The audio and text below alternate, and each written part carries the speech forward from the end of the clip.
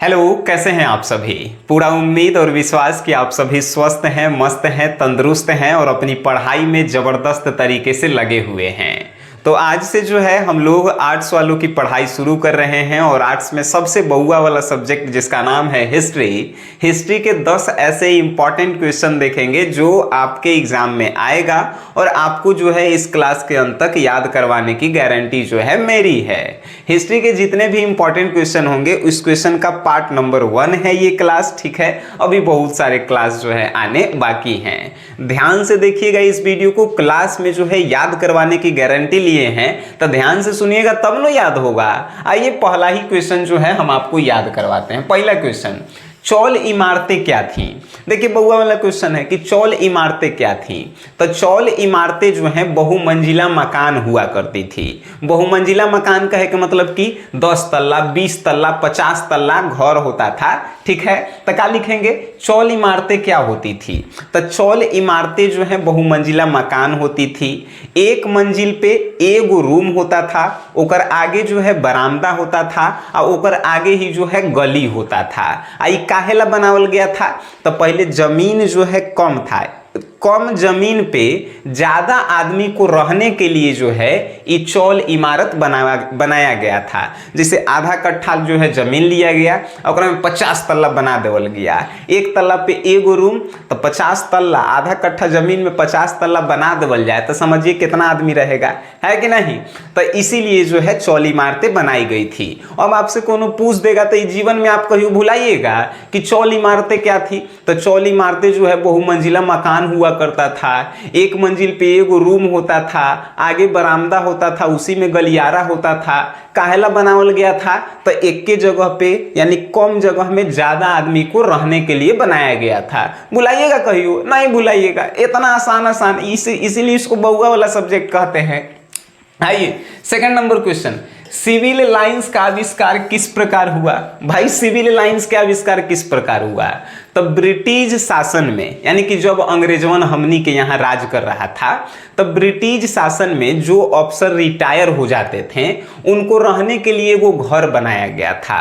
उसी घर को क्या कहा गया था, तो सिविल लाइंस कहा गया था। बात हो गई खत्म।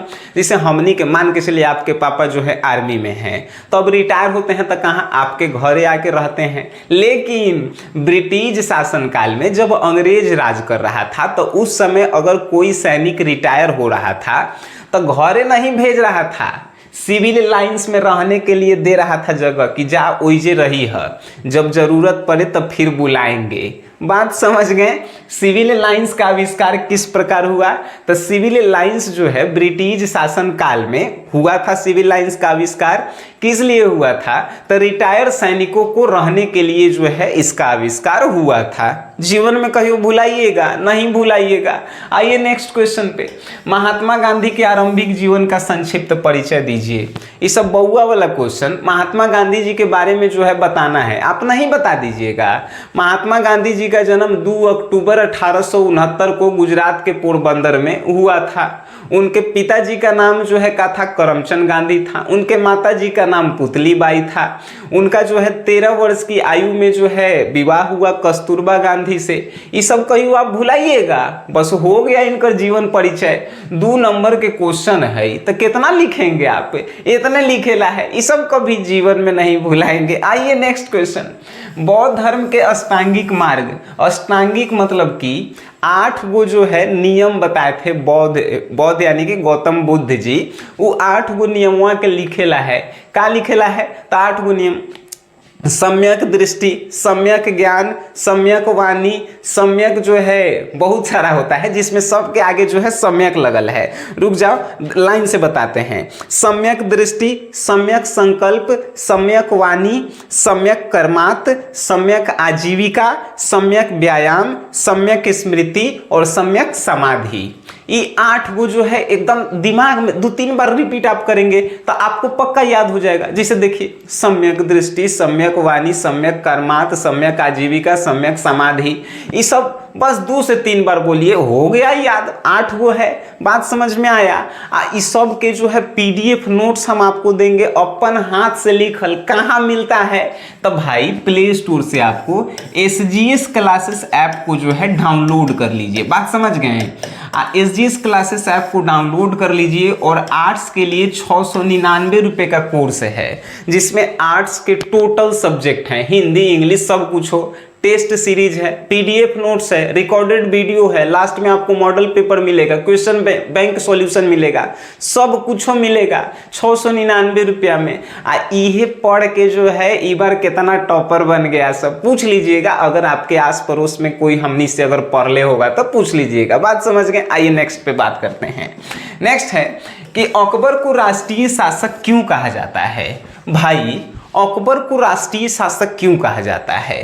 तो अकबर को राष्ट्रीय शासक इसलिए कहा जाता है क्योंकि अकबर जहां पर भी जो है शासन करता था तो खाली अपने भलाई के बारे में नहीं सोचता था, जनता के भलाई के बारे में भी सोचता था और जनता के विकास के बारे में भी सोचता था, जिसके कारण जनता जो है उसका सपोर्ट करता था और उसका जो है क्षेत्र धीरे धीरे बढ़ गया तो वो जो है पूरा राष्ट्र में राज करने लगा। इसीलिए जो है उसे राष्ट्रीय शासक कहा जाने लगा, है कि नहीं? जैसे कि मान के चलिए आप नेता हैं, आप नेता अपन गांव के बने तो अपन गांव में जो है अच्छा काम कर रहे हैं, धीरे धीरे आपके काम का प्रचार हुआ, धीरे धीरे जो है आप एगो गांव से मुखिया से जो है विधायक बन गए, विधायक से सांसद बन गए, फिर प्रधानमंत्री बन गए, तो राष्ट्रीय शासक कहलाएंगे न। वैसा ही अकबर है, अकबर को राष्ट्रीय शासक इसलिए कहा जाता था क्योंकि अकबर जहां पर भी शासन करता था तो भाई अपने भलाई के बारे में तो सोचता ही था, साथ ही साथ जनता का विकास करता था, भलाई करता था, जिसके कारण उसका क्षेत्र बढ़ गया और वो जो है राष्ट्रीय शासक बन गया। बात समझे? बिल्कुल समझे होंगे। नेक्स्ट है कि अकबर के काल में भूमि का वर्गीकरण किस प्रकार किया गया था? देखिए अकबर के काल में भूमि को जो है 4 प्रकार से बांटा गया था। पहले का बांटा गया? तो पहिलका के नाम रखल गया पोलज, ठीक है, काची तो पोलज। ये पोलज का था तो पोलज जिसमें साल भर खेती होता था, एकरा पोलज। दूसरका के कहा पड़ती। अभी पड़ती का होता था तो जेकरा में 2-3 साल में जो है 1 साल खेती होता था, नहीं तो पड़ती पड़ल हवा, खेती उतना नहीं होता था। तीसरका के का कहा था? तो तीसरका के ये कहा था चाचर। चाचर कहने का क्या मतलब होता है? तो 4 साल पर 1 साल कभी कभी खेती होता था, नहीं तो उहो नहीं होता था, तो ये जो है चाचर भूमि कहलाता था। चौथा जो है का? तो चौथा जो है जेकरा पे कोनो खेती नहीं होता था उसे बंजर कहा जाता था। बात समझ गए? जेकरा पे फसलें नहीं होता था। तो अकबर के शासन काल में भूमि का बंटवारा जो है निम्नलिखित 4 प्रकार से किया गया: पोलज, पड़ती, चाचर, बंजर। पोलज जेकरा पे सालों भर खेती होता है, पड़ती जे पड़ती पड़ल है, कभी कभी खेती हुआ है उतना नहीं होगा, चाचर मतलब कि 4-5 साल पे जो है खेती होता था, अब बंजर मतलब कि बंजर हिले है ओकरा पर खेती नहीं होगा, है कि नहीं? तो ये अकबर जो है भूमि यानी कि जमीन के बंटवारा कैले था। नेक्स्ट है कि कार्बन 14 विधि से आप क्या समझते हैं? बउआ वाला क्वेश्चन। कार्बन 14 विधि जो है डेट मतलब कि तिथि निर्धारण करने की एगो जो है वैज्ञानिक विधि है। बात समझ गए? कार्बन 14 विधि का है तो दिनांक कहिए, डेट कहिए, तिथि कहिए। तो कार्बन 14 विधि जो है तिथि निर्धारण करने की एक वैज्ञानिक विधि है जिससे पता लगाया जाता है कि कोई भी वस्तु कितना पुराना है और कोई भी वस्तु कितना नया है। अब आप कहेंगे कैसे? तो मान के चलिए कोई पुराना वस्तु का खोज हुआ, अगर ओकरा में कार्बन 14, सी मतलब कि कार्बन और 14 केमिस्ट्री में पढ़ेला था, 10वीं में भी आप पढ़े होंगे। तो कार्बन 14 जो है जौन वस्तु में कम होता है तो समझिए कि वो बहुत पुराना वस्तु है, और जेकरा में कार्बन 14 जो है मात्रा ज़्यादा है समझिए कि वो नया वस्तु है, आधुनिक वस्तु है। बात समझ गए? कार्बन 14 विधि का है तो कार्बन 14 विधि जो है तिथि निर्धारण करने की एक विधि है कैसी विधि है? तब वैज्ञानिक विधि है, जिससे पता लगाया जाता है कि कोई वस्तु कितना पुराना है और कोई वस्तु कितना नया है। बात समझ में आता है? तब बोलो हाँ। आगे देखो, अकबर के सुलह ए कुल की नीति क्या थी? नाम में है सुलह। सुलह मतलब कि समझौता करना। तो अकबर के सुलह ए कुल की नीति क्या थी? तो अकबर के सुलह ए कुल की नीति यह थी कि जहाँ पर भी वो शासन करे वहाँ पे सभी जाति धर्म के लोगों को एक साथ मिला के रखे और उसमें जो है लड़ाई झगड़ा नहीं होने दे। यही था अकबर के सुलह ए कुल के नीति। अकबर के सुलह ए कुल के नीति का था? तो अकबर के सुलह ए कुल के नीति यही था कि जहाँ पर भी वो शासन करेगा वहाँ पर सभी धर्म सभी जाति के लोगों को समान तरीके से देखेगा, समान मिला जुला के रखेगा, कोनों में लड़ाई झगड़ा नहीं होके देखा। ये जो है नीति था। बात समझ में आती है? तब बोलो हाँ। आगे नेक्स्ट 1857 की क्रांति के धार्मिक कारणों की आप चर्चा कीजिए। 1857 के क्रांति जब हुआ बहुत सारे कारण थे, लेकिन ध्यान रखिएगा यहाँ पे लिखा है धार्मिक कारण, ठीक है। तो 1857 के जो है क्रांति हुआ उसका धार्मिक कारण जानते हैं क्या था? धार्मिक कारण था ईसाई धर्म के लोग। क्या थे? तो ईसाई धर्म के लोग जो है अपने धर्म का प्रचार प्रसार बहुत अच्छा से करते थे। अपने धर्म को जो है कहते थे कि हमारा धर्म बेस्ट है। हिंदू धर्म को खराब बताते थे, मुस्लिम धर्म को खराब बताते थे। तो हिंदू और मुस्लिम जो है भाई आंदोलन कर दिया, सब आंदोलन कर दिया।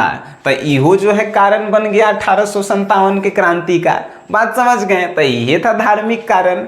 बात समझ में आया? तो बोलो हाँ। नेक्स्ट देखो, मीराबाई का संक्षिप्त परिचय दीजिए। बउआ वाला क्वेश्चन कि मीराबाई के बारे में तनी मनी आपको बताना है। संक्षिप्त मतलब कि तनी मनी, ये सब 2 नंबर वाला क्वेश्चन है, याद रखिएगा। तो देखिए मीराबाई का जन्म जो है सन 1498 ईस्वी में हुआ। तनी बताइएगा 1498 में कौन भारत आयल था? ठीक है, तो मीराबाई का जन्म जो है 1498 ईस्वी में पाली के कुर्की गांव में हुआ था। पाली के कुर्की गांव में हुआ। इनके पिताजी का नाम रतन सिंह था और ये बचपन से ही कृष्ण भक्ति में रुचि लेने वाली थी। आप कहेंगे सर अपने देख के बता रहे हैं, कहेंगे कि याद कीजिए, फिर आइए बिना देख के बताते हैं। मीराबाई का जन्म जो है 1498 ईस्वी में पाली के कुर्की गांव में हुआ। इनके पिताजी का नाम जो है रतन सिंह था और ये बचपन से ही कृष्ण भक्ति में जो है जुड़ी हुई थी। बात समझ गए? अगर इतनों से मन नहीं भरे तो 1-2 लाइन और आप बढ़ा के लिख सकते हैं कि मीराबाई का विवाह जो है मेवाड़ के राजा महाराजा चाहे महाराज कहिए राणा प्रताप जो जिनका नाम था उन्हीं के जो है पुत्र भोजराज से हुआ था। ये नोट्स में जो है बड़ी बढ़िया से हम लिख दिए हैं 10 के 10 क्वेश्चन। क्लास में तो याद हो गई होगा, समझ में भी बड़ी बढ़िया से आया होगा। नोट्स आप यहाँ से खरीद लीजिए। आर्ट्स के ऑल सब्जेक्ट, खाली म्यूजिक नहीं है, बाकी सब है। और तैयारी जो है जबरदस्त कीजिए 2025 में टॉपर बनने की। बातें समझ में आई? तो बोलो हाँ। और अब जो है हम लोग नेक्स्ट वीडियो में मिलेंगे। तब तक के लिए आप सभी से हम विदा लेते हैं। Tata bye bye.